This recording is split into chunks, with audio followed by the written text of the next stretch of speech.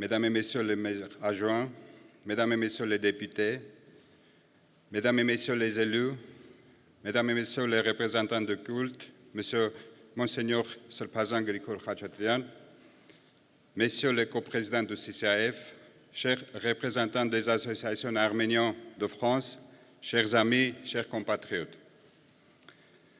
C'est avec une profonde gratitude et une vive émotion que je m'adresse à vous aujourd'hui dans ces murs historiques de l'Hôtel de Ville de Paris, en cette journée solennelle. Je tiens tout d'abord à vous remercier, Monsieur le maire, pour votre accueil chaleureux et à vous adresser mes sincères félicitations pour votre récente élection.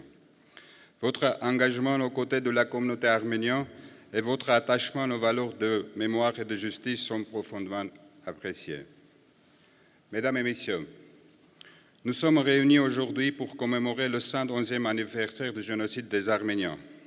Au printemps 1915, dans l'Empire ottoman, fut perpétré un crime qui a marqué à jamais l'histoire de l'humanité, le premier génocide du XXe siècle. Le 24 avril 1915, des centaines d'intellectuels, d'écrivains, des religieux et des notables arméniens furent arrêtés à Constantinople.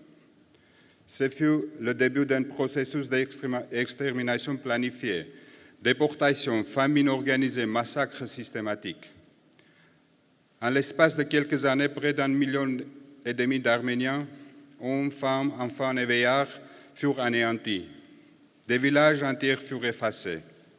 Les marches de la mort à travers des déserts sillants devinrent le tombeau d'un peuple. Ce ne fut ni une conséquence de la guerre, ni une tragédie accidentelle. Ce fut un génocide, la volonté délibérée de détruire un peuple en tout ou en partie. La France fut parmi les premières nations à reconnaître cette vérité. Dès 2001, elle a adopté une loi historique reconnaissant le génocide des Arméniens. Cette reconnaissance a été constamment réaffirmée. La décision du président de la République d'inscrire le 24 avril comme journée nationale de commémoration constitue une étape essentielle. Pour cette clarté morale et cette fidélité à la vérité, l'Arménie et le peuple arménien expriment leur profonde gratitude à la France. Cette reconnaissance s'inscrit dans une tradition plus ancienne de solidarité. Bien avant 1915, des voix françaises courageuses, Georges Clemenceau, Jean Jaurès, Anatole France et beaucoup d'autres, avaient déjà dénoncé les violences perpétrées contre les Arméniens dans l'Empire ottoman et appelé la mobilisation des consciences. Parmi les nombreux actes de solidarité français, il convient également de rappeler l'action du vice-amiral Louis d'Artiche de Fournay. En septembre 1915, face à une situation désespérée sur le pente du Moussadar, il prit la décision d'évacuer plus de 4000 Arméniens encerclés et menacés d'extermination, et les conduisant en sécurité à Port Saïd. Ce geste demeure profondément inscrit dans la mémoire du peuple arménien. Le 26 mai 2025, une plaque commémorative en son honneur a été inaugurée au mémorial du génocide à Tziternakabert à Erevan, en présence des ministres des Affaires étrangères de l'Arménie et de France. Ce moment fort symbolique, notre reconnaissance mutuelle et l'amitié entre nos deux pays. Cet esprit de résistance et de dignité trouve une incarnation exemplaire dans la figure de Missak Manouchian.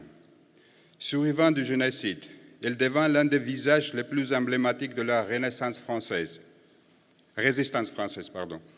Avec ses compagnons, il incarna un engagement sans compromis contre l'oppression.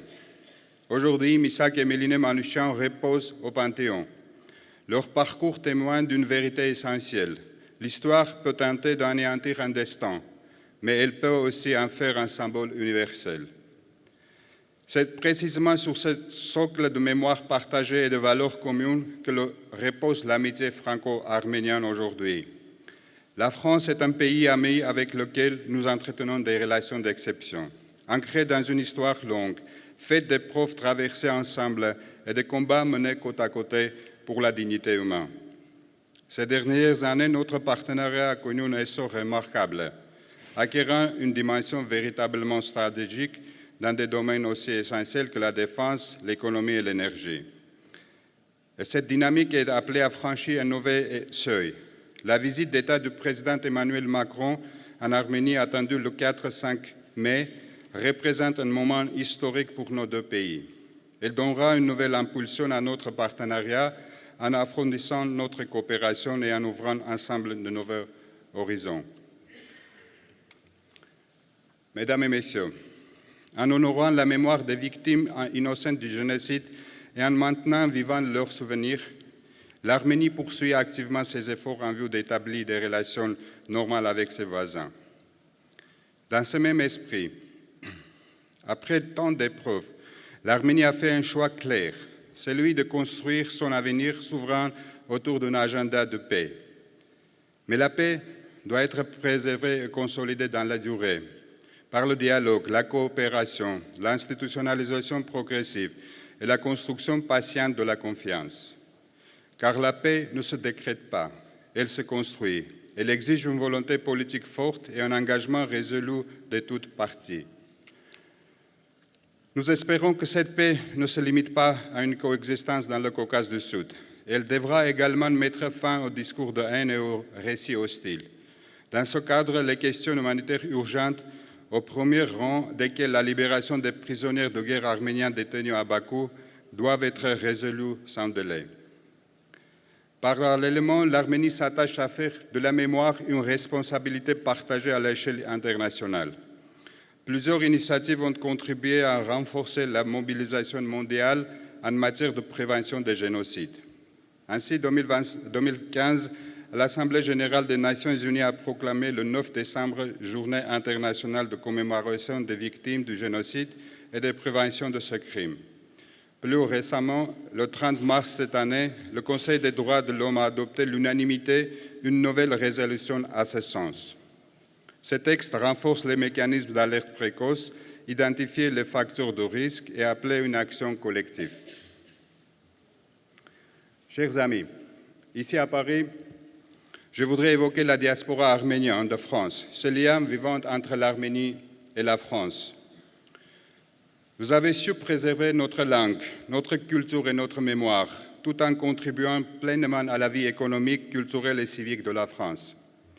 Vous vous êtes également mobilisés en soutien à la souveraineté et la sécurité de l'Arménie, ainsi qu'à ses efforts pour établir une paix juste et durable dans la région du Caucase du Sud. La diaspora arménienne incarne une continuité, celle d'un peuple dispersé, mais demeuré vivant et uni par sa mémoire. Monsieur le maire, avant de conclure, je tiens à remercier la ville de Paris, vous-même, ainsi que votre prédécesseur, Madame Anne Hidalgo, pour votre engagement constant en faveur de l'Arménie et du peuple arménien. Votre dévouement sans faille en faveur du droit, de la justice et de la dignité humaine constitue pour nous une source d'espoir dans ce temps difficile. Je souhaite également mentionner les vœux adoptés par le Conseil de Paris en faveur de la libération des prisonniers arméniens détenus en Azerbaïdjan, qui témoignent d'un attachement ferme aux principes de droit et de justice. Mesdames et Messieurs, 100 ans après le chapitre le plus sombre de notre histoire, nous sommes réunis ici ensemble, non dans la haine, mais dans l'espérance et dans la responsabilité. Comme le disait Anatole France en 1916, l'Arménie expire, mais elle renaîtra. Un peuple qui ne veut pas mourir ne meurt pas. Ces mots conservent aujourd'hui toute leur force. Nous nous souvenons pour que le silence ne protège jamais les crimes, pour que la vérité résiste au déni et au négationnisme, et pour que l'avenir ne cède pas aux répétitions du passé. Car la mémoire n'est pas seulement un hommage aux morts, elle est une exigence pour les vivants. Vive Paris, vive la France, vive l'Arménie et vive l'amitié franco-arménienne. Merci beaucoup.